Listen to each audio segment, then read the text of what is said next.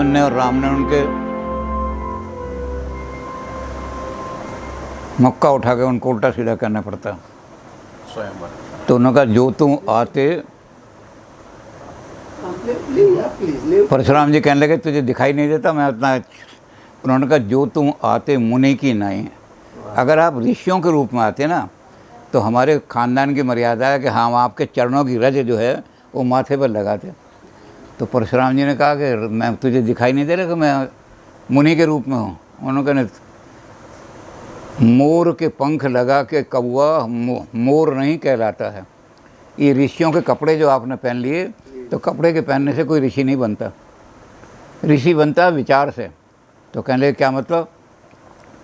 कहने लगे हमारे यहाँ गुरु उसको कहते हैं हम उसके चरण छूते हैं हमारे ख़ानदान वाले। और गुरु किसको कहते हैं? अखंड मंडलाकारं व्याप्तमेन चराचरं तत्पदम दर्शमेन तस्मै श्री गुरुवे नमः। हम उस गुरु को नमस्कार करते हैं, ऐरे गहरे नत्थु खैरा को ऐसे ही नमस्कार नहीं करते, जो हमें अखंड का बोध करा दें। तो परशुराम जी कहने लगे अखंड का। कहने लगे आप जब आए तो आपने कहा देखत चाप खंड में ही डारे। आपने आके खंड को देखना शुरू किया।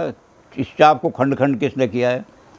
तो जो आदमी खंड करता है, खंड का मतलब ये ब्राह्मण है, क्षत्रिय है, ये वैश्य है, शूद्र है, ये यूपी का है, पंजाब का है, ये हिंदी भाषी है, ये तो जो खंड खंड में दर्शन कराता है उसको हम पैर नहीं छूते, ना उसको गुरु मानते हैं।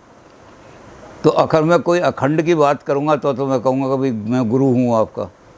और अगर मैं अखंड की बात नहीं करूँगा तो आप भी कहेंगे मैं ऐसे गुरुओं के पैर नहीं हम छूते हैं।